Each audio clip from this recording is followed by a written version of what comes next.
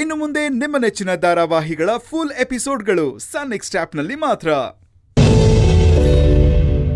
ಮೈನಾ sir, ಏನದು? ಇದು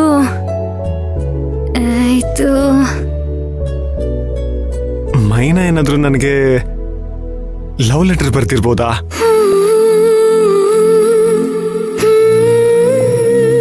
ಮೈನಾ, ಏನದು? ಯಾಕೆ ಇಷ್ಟೊಂದು ತಡವರಿಸ್ತಿದ್ಯಾ?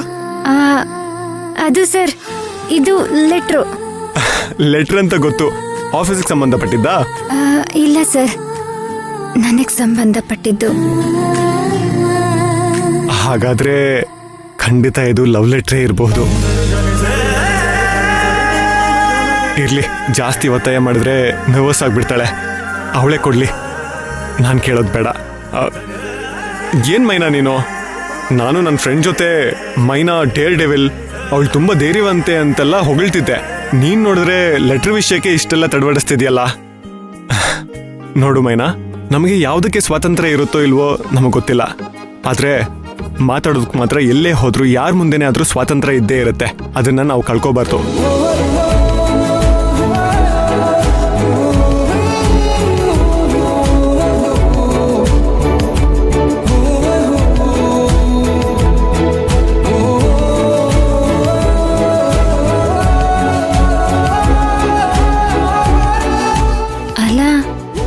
ಪುಷ್ಪಕ್ ಸರ್ ಯಾಕೆ ಏನೇನ ಹೇಳ್ಬಿಟ್ಟೋದ್ರು? ಮಾತು, ಸ್ವಾತಂತ್ರ್ಯ ಏನೂ ಅರ್ಥ ಆಗ್ಲಿಲ್ಲ. ಅಲ್ಲ, ಇದೆಲ್ಲ ನನ್ಗೆ ಕೇಳಿದ್ರು ಅಂತ?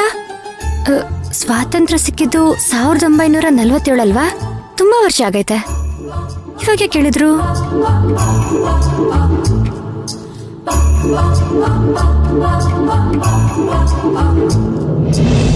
ಪೃಥ್ವಿ, ಹೇಳು. ಏನು ಹೇಳು? ಜನನಿ, ಪುಷ್ಪಕ್ಕೂ ಆಕ್ಚುಲಿ ಮುಂಚೆ ಹಿಂಗಿರ್ಲಿಲ್ಲ. ಅವನು ದೇಶ ಸುತ್ಕೊಂಡು ಆರಾಮಾಗಿ ಮಜಾ ಮಾಡ್ತಾ ಇದ್ದನು. ಇವಾಗ ಸಡನ್ ಆಗಿ ಈ ರೀತಿ ಚೇಂಜ್ ಆಗಿ ಗಾರ್ಮೆಂಟ್ಸ್ ಕಂಪ್ನಿಗೆ MD ಆಗಿದ್ದಾನೆ ಅಂದ್ರೆ ನನ್ಗೇನೋ ಅನುಮಾನ. ಈ ಅನುಮಾನದಲ್ಲೇ ನಾನು ಅವನ ಹತ್ರ ವಿಚಾರಿಸ್ದೆ. ಅಣ್ಣ ಬಾಯ್ಬಿಟ್ಟ. ಏನಂತೆ? ಅವನಿ ಬದಲಾವಣೆಗೆ ಒಂದ್ ಹುಡುಗಿ ಕಾರಣ ಅಂತೆ. ಪುಷ್ಪಕ್ ಇವಾಗ ಲವ್ ಅಲ್ಲಿ ಬಿದ್ದಿದ್ದಾನೆ ಜನನಿ. ಅದ್ ಹೆಂಗ್ ಹೇಳ್ತೀಯ ಪೃಥ್ವಿ? ಲವ್ ಅಲ್ಲಿರೋರ್ಗೆ ಬೇರೆಯವ್ರ ಲವ್ ಬಗ್ಗೆ ಗೊತ್ತಾಗಲ್ವಾ? ಅದ್ ಹೆಂಗ್ ಗೊತ್ತಾಗತ್ತೆ? ದಡ್ಡಿ ನೀನು. ಇವಾಗ ನೀನ್ ನನ್ ಹೆಂಡತಿ, ನಾನ್ ಹೆಂಡತಿ ಬಗ್ಗೆ ಯಾರಾದ್ರೂ ವಿಚಾರಿಸಿದಾಗ ನಾನ್ ತುಂಬಾ ಖುಷಿಯಿಂದ, ತುಂಬಾ ಪ್ರೀತಿಯಿಂದ ಅವಳನ್ನ ಹೊಗಳುತ್ತಾ ಮಾತಾಡ್ತೀನಲ್ವಾ? ನೋಡು, ದಡ್ಡಿ ಅಂತ ನಂಗಂದ್ಯಲ್ಲ, ನೀನು ದಡ್ಡ. ಪೃಥ್ವಿ, ನಮಗ್ ಮದ್ವೆ ಆಗಿದೆ. ನಿಂಗೆ ನನ್ ಮೇಲೆ ಪ್ರೀತಿನೂ ಹುಟ್ಕೊಳತ್ತೆ, ಗೌರವನೂ ಹುಟ್ಕೊಳತ್ತಪ್ಪ. ಯಾರು ಹೇಳಿದ್ದು? ನಾನ್ ನಿನ್ನ ಮದ್ವೆಗಿಂತ ಮುಂಚೆನೂ ಇಷ್ಟಪಡ್ತಿದ್ದೆ, ಇವಾಗ್ಲೂ ಅಷ್ಟೇ ಇಷ್ಟಪಡ್ತಿದ್ದೀನಿ. ನಿನ್ನ ನೋಡಿದ ಮೊದಲನೇ ಕ್ಷಣದಿಂದಲೇ ನಿನ್ ಮೇಲೆ ಪ್ರೀತಿ ಆಯ್ತು. ಆದ್ರೆ ಅದ್ ನಿನಗ್ ಗೊತ್ತಾಗಿಲ್ಲ. ಸಾರಿ. ನೋಡು, ಇವಾಗ ನಮ್ ಪ್ರೀತಿ ಬಗ್ಗೆ ಬಿಡು. ಪುಷ್ಪಕ್ ಪ್ರೀತಿ ಬಗ್ಗೆ ಹೇಳು. ಆ ಹುಡುಗಿ ಯಾರು? ಎಲ್ಲನೂ ಹೇಳ್ದ, ಆದ್ರೆ ಅದೊಂದ್ ಮಾತ್ರ ಬಾಯ್ಬಿಟ್ಟಿಲ್ಲ ನೋಡು. ಬಟ್ ನನ್ಗೊಂದ್ ಕ್ಲಾರಿಟಿ ಸಿಕ್ತು, ಆ ಹುಡುಗಿ ಯಾರು ಅಂತ. ಯಾರಂತೆ? ಮೈನಾ.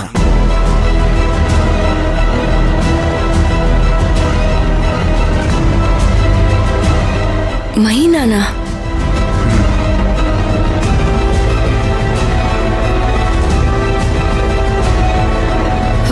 ಇಲ್ಲ, ಚಾನ್ಸೇ ಇಲ್ಲ.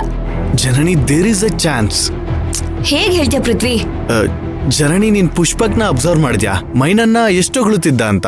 ಅವ್ನು ಹೊಗಳುವಾಗ ನೀನ್ ಅವನ್ ಮುಖ ನೋಡಿದ್ರೆ ನಿನಗ್ ಗೊತ್ತಾಗ್ತಿತ್ತು. ಅವನು ಮೈನನ್ನ ಎಷ್ಟೊಂದು ಸ್ಪೆಷಲ್ ಆಗಿ ಟ್ರೀಟ್ ಮಾಡ್ತಾನೆ ಅಂತ. ಅಯ್ಯೋ, ಇದೇನಿದೆ ಹೊಸ ಕತೆ? ಹಾಗಿದ್ರೆ ಧ್ರುವ. ಜನನಿ. ಹಾ ಪೃಥ್ವಿ, ಏನ್ ಯೋಚನೆ ಮಾಡ್ತಿದ್ಯಾ? ಅಲ್ಲ, ನನಗ್ ಯಾಕೋ ನೀನು ಮಿಸ್ಅಂಡರ್ಸ್ಟ್ಯಾಂಡ್ ಮಾಡ್ಕೋತಿದ್ಯಾ ಅಂತ ಅನಿಸ್ತಾ ಇದೆ. ಪುಷ್ಪಕ್ ಎಲ್ಲಾ ಎಂಪ್ಲಾಯೀಸ್ನು ಫ್ಯಾಮಿಲಿ ಮೆಂಬರ್ಸ್ ತರನೇ ಟ್ರೀಟ್ ಮಾಡ್ತಾರೆ, ತುಂಬಾ ಪ್ರೀತಿಯಿಂದಾನೇ ಮಾತಾಡಿಸ್ತಾರೆ ಪೃಥ್ವಿ. ಅದನ್ನ ನೀನ್ ಅಪಾರ್ಥ ಮಾಡ್ಕೊಂಡ್ರೆ ಹೇಗೆ? ಜನನಿ, ಪುಷ್ಪಕ್ ಏನು ಅಂತ ನನಗ್ ಗೊತ್ತಿಲ್ವಾ? ಅವ್ನ್ ಲವ್ ಮಾಡ್ತಿರೋದು ಪಕ್ಕಾ ಮೈನನ್ನೇ. ಅದ್ ಹೇಗ್ ಹೇಳ್ತೀಯಾ? ನಿನಗಿನ್ನೂ ಅನುಮಾನನಾ? ಸರಿ, ಒಂದ್ ಕೆಲ್ಸ ಮಾಡು, ಇದನ್ನ ಅವನ್ ಮುಂದೆನೆ ಪ್ರೂವ್ ಮಾಡ್ತೀನಿ. ಬಾ. ಹೇಗೆ ಪೃಥ್ವಿ? ಬಾ ಅಂತ ಹೇಳಿದ್ನಲ್ಲ, ಬಾ ಬಾ ನೀನು.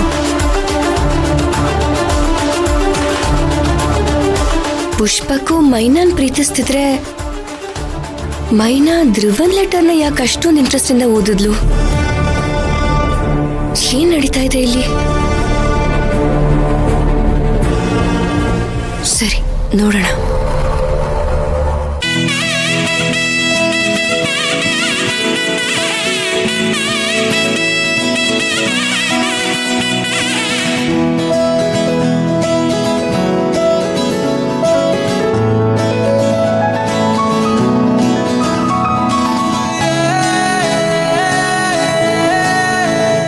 ಪುಷ್ಪಕ್ ಸರ್ ಬಂದ್ರು. ಸರ್ ಬನ್ನಿ ಸರ್. ನೋಡಿ ಸರ್, ಚೆನ್ನಾಗಿದ್ಯಾ? ವಾವ್,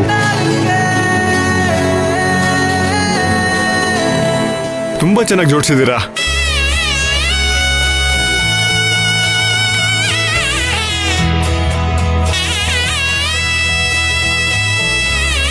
ಸರ್, ಅದೆರಡು ಗೊಂಬೆಗಳನ್ನ ನಾನೇ ತಂದಿದ್ದು.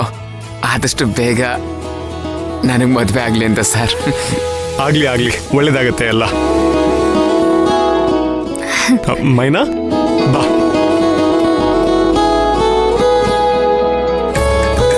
ಮೈನಾ, ನಿನ್ ಗೊಂಬೆಯಲ್ಲಿ